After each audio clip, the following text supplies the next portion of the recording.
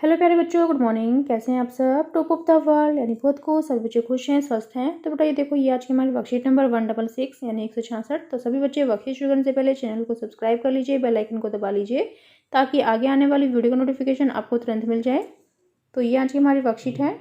आपको पता है हमें पहले क्या करना है। सबसे पहले स्टूडेंट्स नेम, सभी बच्चे अपना नाम लिखेंगे। यहाँ लिखेंगे टीचर्स नेम, अपने अध्यापक का नाम।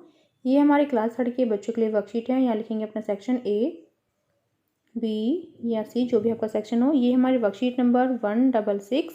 या डेट है 10 फरवरी 2021। ये हमारी इंग्लिश की वर्कशीट है जो आपकी टेक्स्ट बुक मैरीगोल्ड से ली गई है। Unit 10 the ship of the desert, page number 100 to 103। तो बेटा शुरू करते हैं।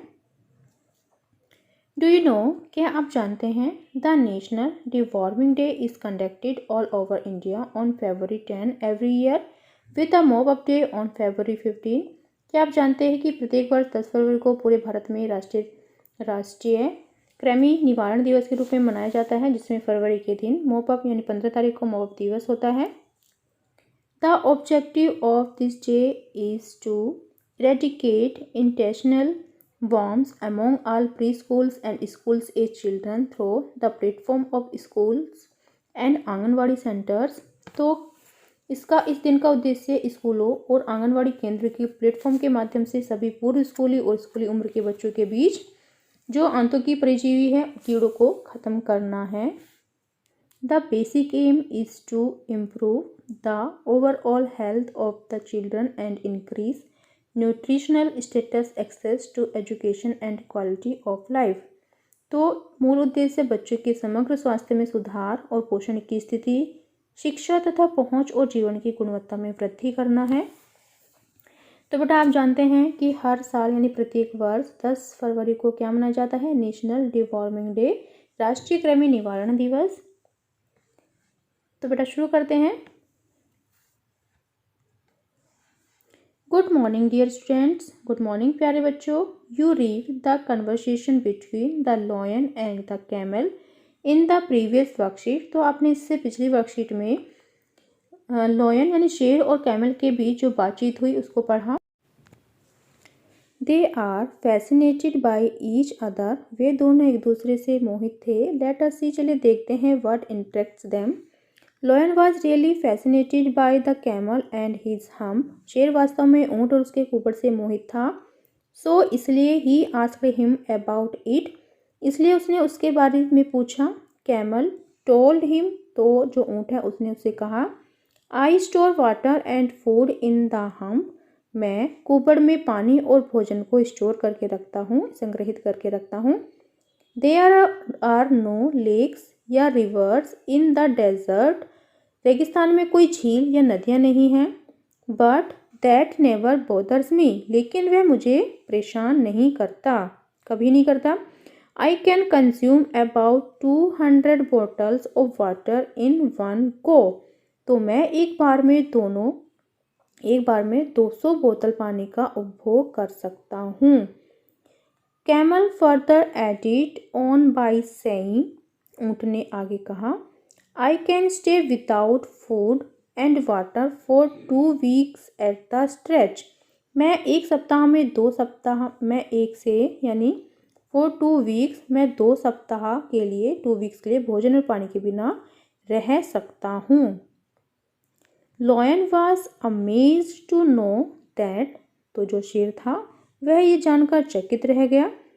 He showed camel his feet and said, तो उन्होंने कैमल को यानी शेर को अपने पैर दिखाए और कहा, my padded feet protect me from thorns and I can run 80 kilometres per hour, तो मेरे जो गद्देदार पैर हैं, मेरे गद्देदार कांटों से मेरी रक्षा करते हैं और मैं प्रति 80 किलोमीटर प्रति घंटा दौड़ सकता हूँ।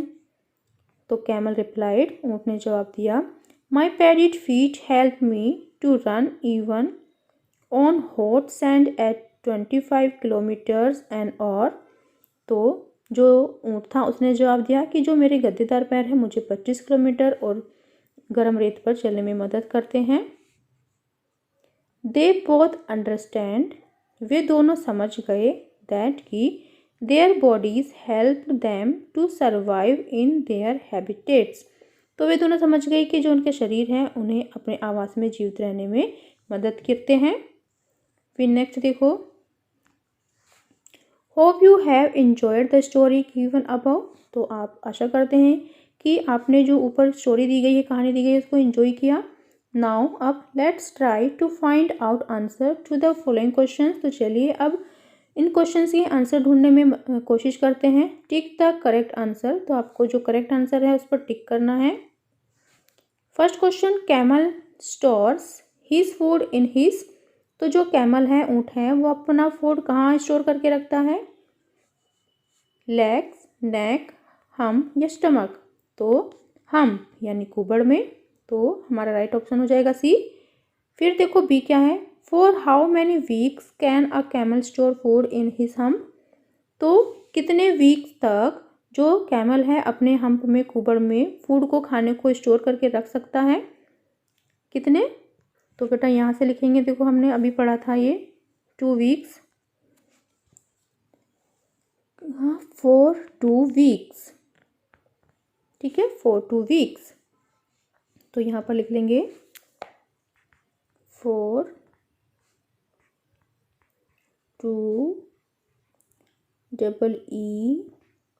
EEKS। ठीक है। फिर नेक्स्ट देखो क्वेश्चन नंबर 3 क्या है हमारा,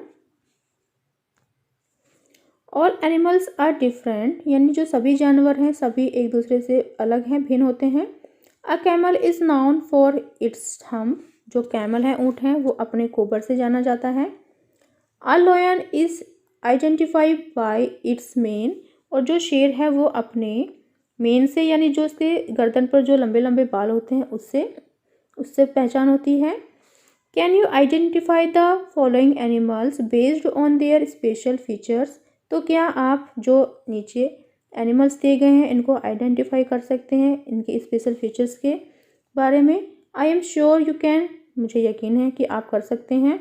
a hint box is provided for your help. तो एक हिंट बॉक्स आपकी हेल्प के लिए प्रोवाइड किया गया है।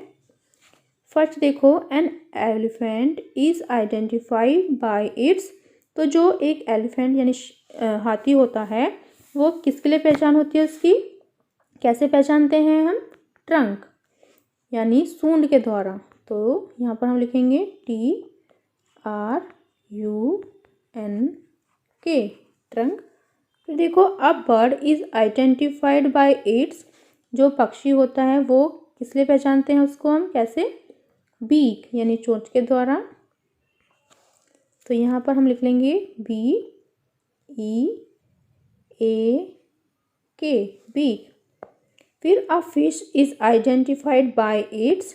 जो फिश होती है, मछली होती है, तो वो किस लिए पहचानते हैं हम उसको? कैसे? फिन यानी उसके पंख के द्वारा। Fin, FIN, fin. आपने देखा भी होगा, है ना। फिर देखो, a cat is identified by its. जो बिल्ली होती है वो विस्कर्स यानी जो छोटी छोटी ये बिल्ली को जो मूछें होती है इसके द्वारा, विस्कर्स। तो यहाँ पर लिखेंगे WHISKERS, विस्कर्स। आपको समझ में आया? फर्स्ट क्या है? ट्रंक।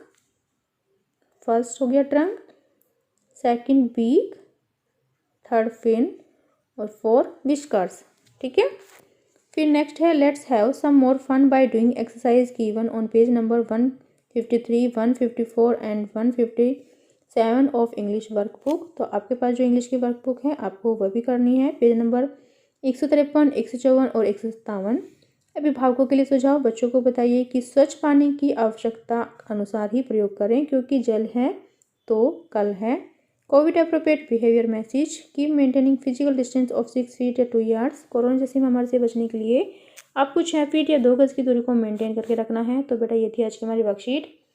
सभी बच्चे इसका रिप्लाई करेंगे। मिलते हैं कल नई वर्कशीट के साथ। आपका दिन शुभ हो। Have a nice day. Bye bye बेटा। वीडियो को लाइक कीजिए, सभी दोस्तों के साथ शेयर कीजिए। Thank you.